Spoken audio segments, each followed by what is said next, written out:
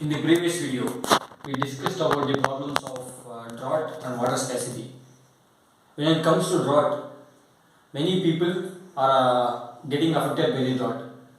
We also saw some statistic percentages where almost 1 by 6 of the world's population is getting affected by problem of desertification, and in the places where there are desert, water scarcity would be also a major problem in the places of desert. So when it comes to the problem of water, river linking is seen as a good solution for water scarcity problems, and let us see the advantages of river linking.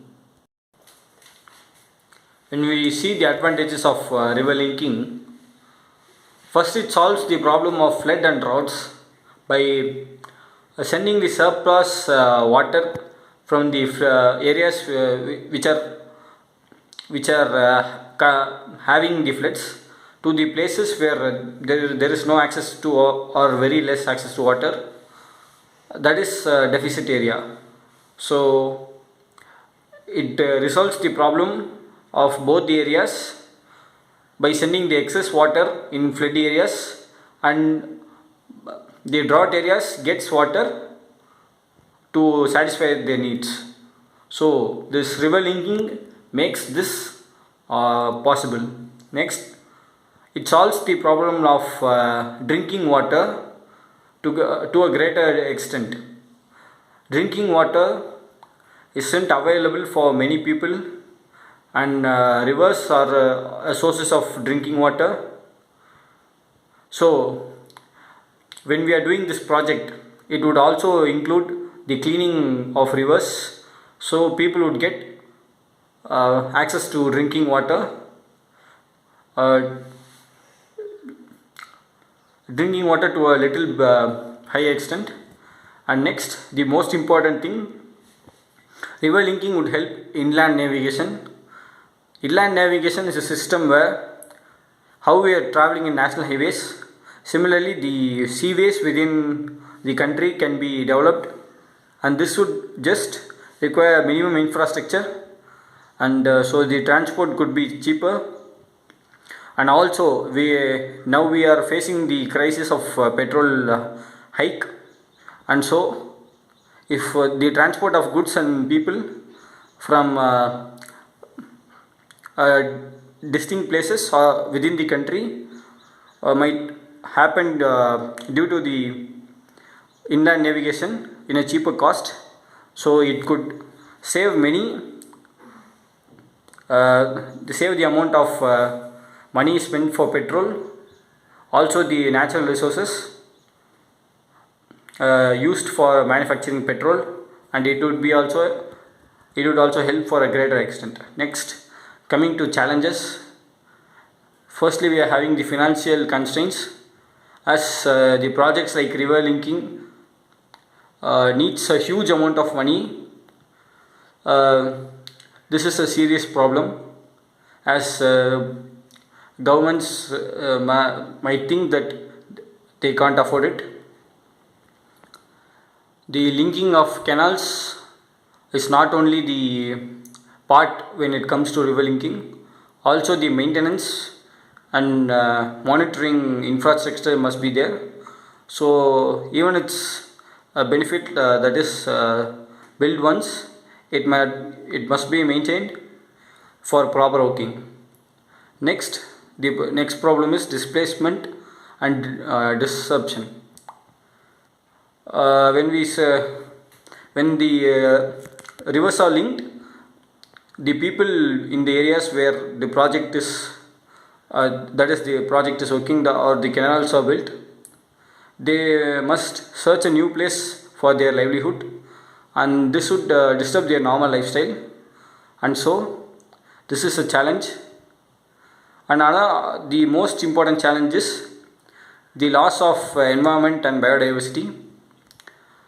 When it comes to environment and biodiversity, there are some species which are indigenous to that particular area where they live, and they might not be able to live in a different area, and so that might be a serious problem. And so this also is a challenge for river linking. And so before a river linking project is planned, there must be a scientific assessment of the area and the species living in it to get a basic understanding of the river and to decide whether the project is important or not. And next we will see about the initiatives by the government. The National River Linking Project, NRLP, is made by the government for making the problem of water shortage through easy methods. In it there are two major components. Let us see about the first component, which is Himalayan River Development Component. In this, the government plans to build storage reservoirs on main Ganga and Brahmaputra rivers to conserve monsoon flows for irrigation and hydropower generation. We know that the plains of Ganga and Brahmaputra rivers, floods are seen oftenly in these areas, and so storage of monsoon water for irrigation is an important thing. Also, we might build hydropower dams to generate electricity from the natural resources that we are having without disturbing or polluting the environment. Next to it, the interlinking of Ganga and Yamuna are proposed, which would transfer the water, the surplus water, to the drought prone areas of Haryana, Rajasthan and Gujarat. And next we have Peninsular River Development Component, where it proposes that 16 rivers of the South India would be connected by several large dams and major canals like Mahanadi, Godavari, to feed rivers in more southernest part like Krishna, Pinar, Kaveri and Vaigai rivers. This project is also seen as an important project to reduce the water scarcity in southern regions and to make the flow of water and the water resources availability to all places. We saw the advantages, disadvantages and the boards developed by the government for river linking project. Other than river linking, there are also other projects like national waterways. We might have seen and we might have travelled in national highways, which is a roadways which is connecting the country from Kashmir to Kanyakumari and from the east to west of a country. Similarly, this project idea called the national waterways, and it is better than river linking. As I mentioned, some of the challenges like the loss of habitat of some species in the challenges to river linking project. But when it comes to this project of water highways, we might also reduce some of the problems which we said in challenges. So we will discuss the water highways project proposed by Mr. A.V. Shanmugam in the next video. Even our former President Dr.